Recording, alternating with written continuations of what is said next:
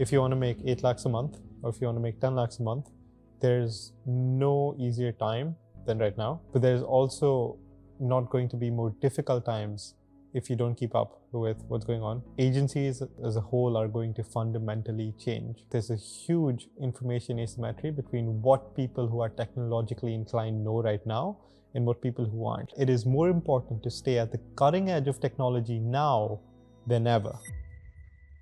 Hey guys, I'm making this video because I feel like a lot of my friends, my teammates, and a lot of people back home in Bangalore, in Mumbai watching this don't really know what's coming, especially when it comes to developments of artificial intelligence and where the world is heading.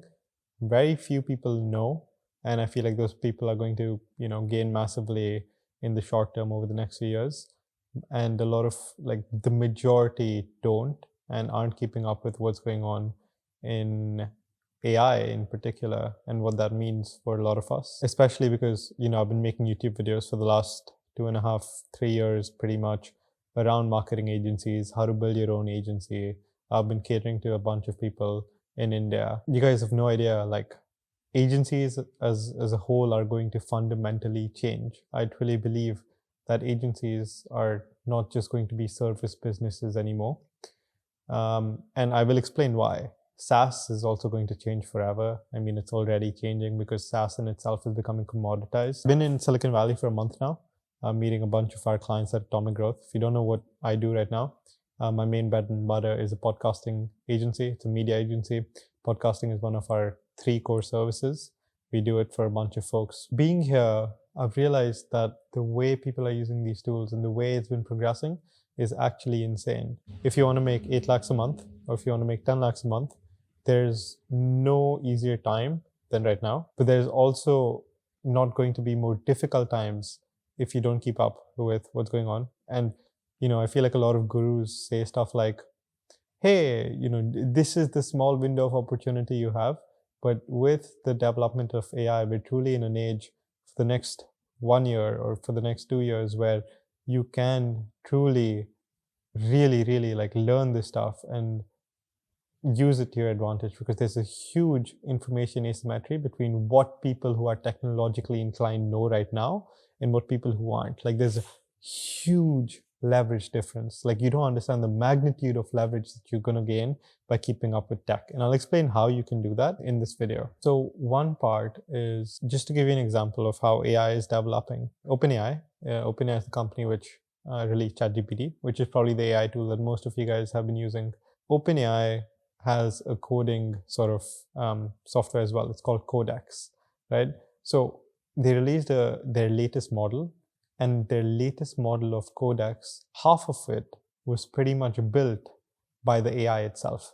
So AI is now helping AI build a better, faster, and cheaper version of itself. AI is now scaling much faster than it was back in 2025, back in 2024, when GPT pretty much came out and we all had that aha moment that, wow, ChatGPT is out now, this is going to change the world. And then, next year came about, we saw Sora come out, nothing happened. Sora 2 came out, hype was there for a week, and then nothing happened. We all thought it was going to fundamentally change, social media, etc. It hasn't happened.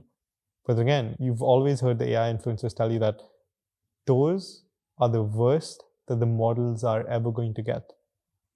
And that is more true now than ever because of the fact that these models now, they're developing so quickly a better version of themselves that from here on out, it's really scaling fast. And the problem is to scale, and the actual constraint of scaling is actually becoming hardware, not even software. So that's a whole different, bottleneck. But the takeaway for you is that it is more important to stay at the cutting edge of technology now than ever. Before I came to San Francisco, a month and a half ago, I was using ChatGPT.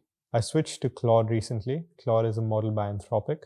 If you haven't used it, I highly suggest you to switch over to Claude so that you can chat with it, you can dive deep into topics, etc. Whatever you've been using ChatGPT for, I want you to migrate that to Claude, because Claude's Opus 4.6 model is that much better today than what ChatGPT's outputs are. Like, there is a huge difference in how, in the comparison between ChatGPT, which I feel like is the most consumer-facing LLM that all of you guys use, switch over to Claude.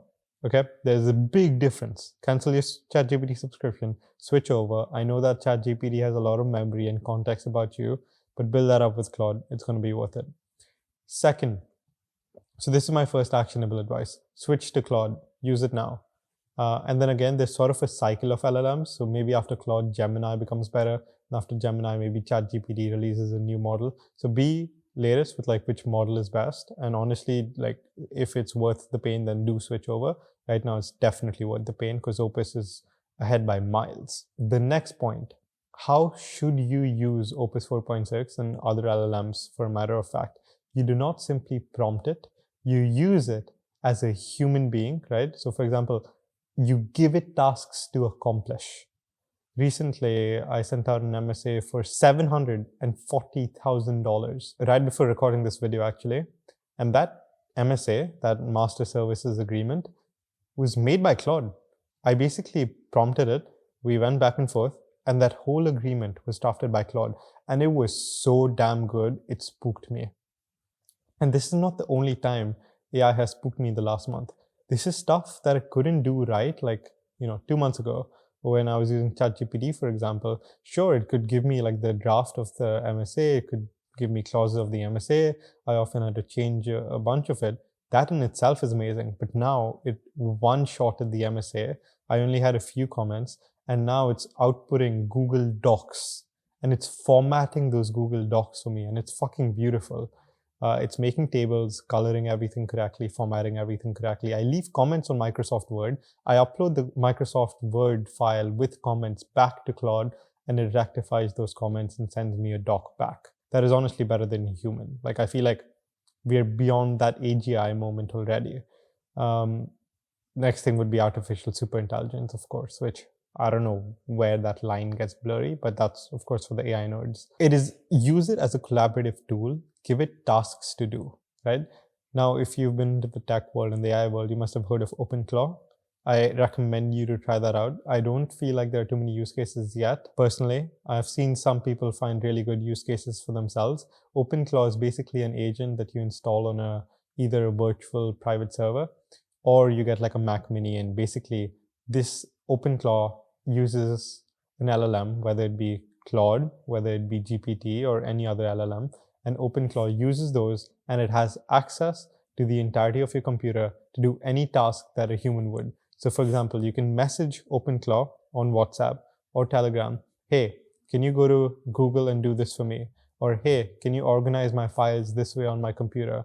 Or hey, can you make a script that does this? Right? So OpenClaw is very versatile, and that might be the future of where agents are essentially headed, because if it can basically operate your entire computer, that is what the best agent would do, right? And it's undistinguishable because it basically acts as good as a human in many instances. But that is under development. Keep a close eye, because there are a lot of security loopholes there, because people can essentially have prompt injections go in.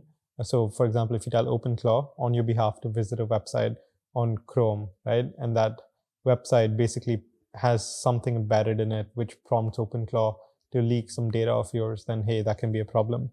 So be careful with all of that, but do keep an eye on where OpenClaw is headed. If you want to make 8 lakhs a month and you are technical, go build skills for OpenClaw, or try to see, like, fuck around with that tool a lot. There's already a YC startup in the latest 26 batch that pivoted to building on top of OpenClaw, and they just launched a few days ago. So YC startups are pivoting to essentially build on top of that. That is the latest in the frontier of agentic AI, I feel. So that's another use case, right? That's the way you can make a bunch of money in the short term. Now, the other thing that I must mention is how agencies are going to change and how you can potentially make 8 lakhs a month is Claude Code. Coding has now become a layman's job. You can download Claude Code, you can download VS Code. You don't need to know any of that. You just need to sort of know the very basics of what these tools are, how something is deployed. Very simple stuff. I didn't know anything. And recently, I just rebuilt our whole website. Right now, I'm building an application tracking system. So basically, when people apply to jobs, I'm building a whole dashboard and portal for that. And this stuff would not have been possible even like 4 months ago, because you needed some level of coding knowledge to do that stuff end to end and deploy it, right? Because ChatGPT just couldn't do it. Now there's Claude Code. You can download that, embed that as a chat box in VS Code. VS Code is a software where you can essentially have code, etc., have like a folder. You will understand if you're a bit technical, but just look into that. How to install VS Code, how to install Claude Code. You can build applications by prompting, and it is so goddamn good. It has blown my mind over the last month. I've been playing around so much with Claude Code. My work in itself is changing. The systems that I could previously not build for my agency, I can now do. Like I can now build those, which is crazy. And if agencies are not taking advantage of custom code, because I feel like the next leverage point for agencies, because code used to be expensive, you need to hire engineers, etc. But now coding is easy. Anyone can code. You watching this can code. It's crazy. You can. You can build anything you want now. Like literally, you can build anything you want, anything that's possible within technical constraints. You don't need an engineer anymore. You don't need to know how to code. The world has changed, and we're seeing that happen. The first role that has become, automated in a way is engineers. But still, people are still hiring a lot of engineers because now engineers have more leverage with Cloud Code. But right now, you can be an engineer just by vibe coding with AI, which is insane. And it has to change the way you're doing things. If you're someone who's working remotely, if you're someone who's working online, this changes things. You can build custom software for whatever use case, for any process to do things more efficiently. And if you're not taking advantage of that, agencies or other service providers that have better systems than you, that can achieve outputs much faster than you, are going to leave you so far behind in the next few months. It is insane. Leverage has never been higher. To give you an example, Frame.io is very popular, right? For content agencies. You can now build Frame.io in a day. That is the scale at which I'm talking that software is now replicable. So you can build any system that you are thinking of and deploy it, whether that's for personal use, right? For within your organization, that companies are building for themselves to make their own processes more efficient. And that's not public, that's just for themselves. You have no idea. You need to stop, you need to understand what's going on in the latest with tech so that you don't get left behind there, because the agencies, the service providers that do, they're going to be really far ahead. Now, another thing is that YC recently had another request for startups, which is agencies. I'm going to play that short clip here. Agencies have always been crazy hard to scale. Low margins, slow manual work, and the only way to grow is to add more people. But AI changes this. Now, instead of selling software to customers to help them do the work, you can charge way more by using the software yourself and selling them the finished product at 100 times the price. Some of the smartest people in the world are now telling you that agency is about to change forever. So please take this as a warning sign that it will. And if you're a freelancer that wants to make their first 10 lakhs a month or 8 lakhs a month, bro, learn how to make such tools, use the information asymmetry, and sell such, tooling or platforms to agencies, and boom, they will hire you. And you need this zero barrier to entry now. There's no barrier to writing code. It fascinates me because what I've been able to build, I will show you guys. It's an application tracking software. So basically, you can sign up on Atomic Growth. You can fill up your profile and you can apply to any role. And on the admin side, we can basically reject, auto-reject, approve, shortlist, etc. And it took me less than 4 hours to build that whole thing. And it's it's crazy. The other thing with Claude and other LLMs getting so good is information. Honestly, there is no point in going to school. There's no point in going to university apart from building your network. Information has become abundant, so abundant that you can learn about any topic that you want. I would argue that you can get all of the theory to conduct surgery. Of course, you won't get the practical experience, but if you want to become a surgeon, I would argue that LLMs will allow you to go way deeper than your textbook would. Recently, I've been going down rabbit holes of stablecoins, as well as crypto, as well as RBI regulations, FEMA, which is the Foreign Exchange Management Act, etc. Like, basically, I'm trying to figure out Indian banking and why a lot of folks cannot hold money in USD. Why is it, like, what's going on over there? Like, why has WISE essentially not been able to crack India, right? That's been one of my curiosities. And I went down such a big rabbit hole there that I've learned so much over the last week about Indian banking regulations, as well as stablecoins and all of the competitive landscape. In fact, I have generated 2 PDFs. Over here, you'll be able to see, right? Literally. You see that stuff? I literally have like 2 ebooks made for my curiosity, and I've been binge reading this shit. So whatever problem you have in life, and this can also not be such technical stuff like fintech and RBI regulations and stablecoins. For you, it could simply be, how do I build a simple habit, right? How do I make money? How do I execute on such a business plan? And you can get a 200-page book out of it if you want. That book can become a PDF. You can read on your Kindle or on your phone. You can print it out. Information is now so abundant. You can go deep into any topic that you desire. You don't need college anymore. It's a facade.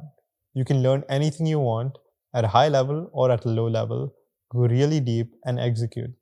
Information is now as abundant as it has ever been. So there is no excuse. It is simply your curiosity and obsession that will lead you to making a lot of money if that's what you desire. If you want to change the world, if you want to have an impact, you can easily do so now, because you can know what it takes to do anything that you want. So reverse engineer it, right? If your goal is simply to make money, there's so many ways to do that. If you want to solve a particular problem, right? Like, the one thing that my mind has been going to is like, why is USD banking so difficult for Indian residents? So then I reverse engineer from there. I figure out, I go deep into these tranches, and then that's how you might get your next big idea. Please also experiment with Claude Code at the same time so that you can become technical and actually build out those ideas. So your next business might just be a software, and then you'll have to figure out how to distribute that software, because of course, distributing the software is more important than writing the software itself now. So think of how you're going to sell the software if you end up going down the SaaS path, because it's becoming more and more difficult and competitive. But yeah, the world is changing very fast. I hope you adapt and keep up. Otherwise, you will fall behind. And I don't want you to fall behind. So yeah.